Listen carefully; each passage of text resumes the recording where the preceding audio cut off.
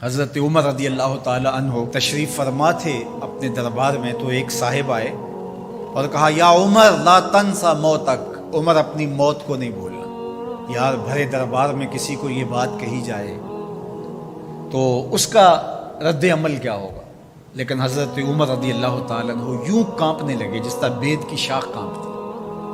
اس کو قریب کیا، محبت کی، کہا اگر تو روز آ جایا کرے اور یہ جملہ مجھے کہا کرے تو تیری مہربانی ہوگی، مہینے کے بعد مشاہرہ بھی دیا کر۔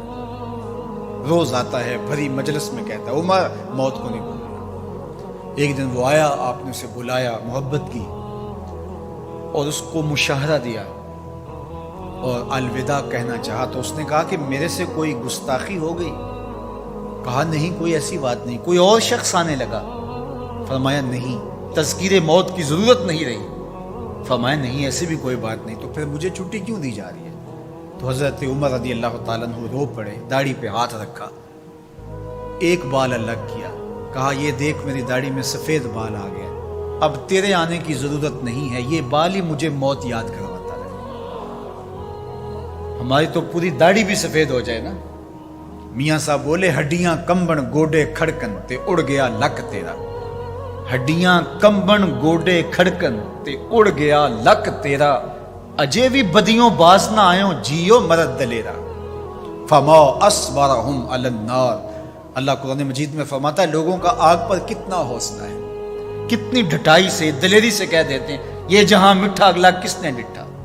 جب ہم کسی کے جنازے کو کندھا دیتے تو ہم سمجھتے ہیں اسی کے جنازے کو کندھا دیا، یہ نہیں سوچتے کہ یہ وقت ہمارے اوپر بھی آنے والا ہے۔ خیر کن فلاں و غنیمت شمار عمر، زاں کے بیشتر بانگ برایت کہ فلاں نماد۔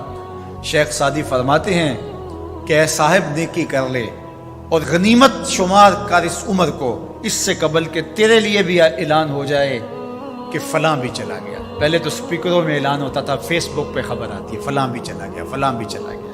اس سے قبل کہ یہ آواز آ جائے، یہ اعلان ہو جائے، یہ خبر مشتہر ہو جائے کہ فلاں بھی چلا گیا، تو یہ خبر آنے والی ہے، آج نہیں تو کل، کل نہیں تو پرسوں۔ تو کہا کثرت کے ساتھ موت کو یاد کرو، اس سے تمہارے دلوں کا زنگ اترے گا، تم اپنی آخرت کی طرف متوجہ ہو گئے۔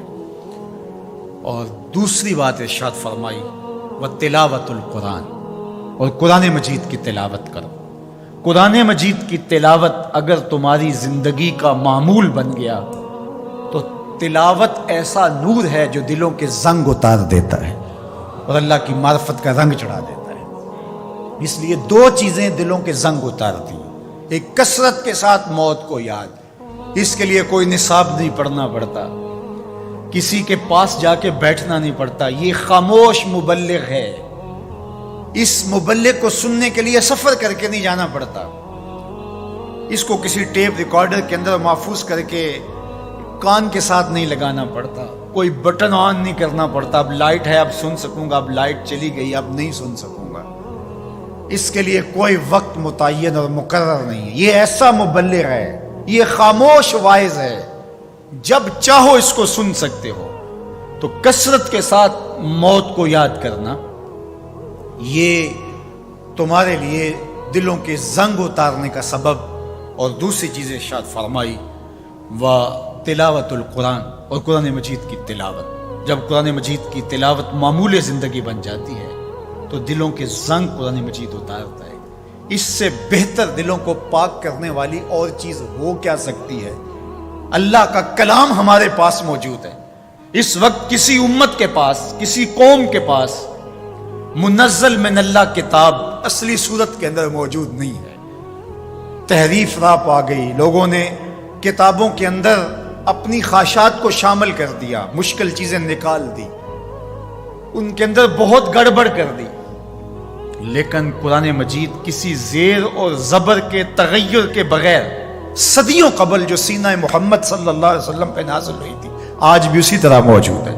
ایک زیر اور زبر کا فرق بھی نہیں ہے، یہ ایک یقین ہمارے ساتھ جڑا ہوا ہوتا ہے کہ یہ ہمارے رب کا کلام ہے، یہ ہمارے محبوب کریم کے سینہ انور پہ اترا تھا، یہ اس کتاب کا اعزاز ہے۔ تو کہا کہ اس کتاب کی کثرت کے ساتھ تلاوت کرو، تمہارے دلوں کا زنگ اتر جائے گا اور اللہ تعالیٰ جل شانہ کی معرفت کا رنگ تمہیں نصیب ہو۔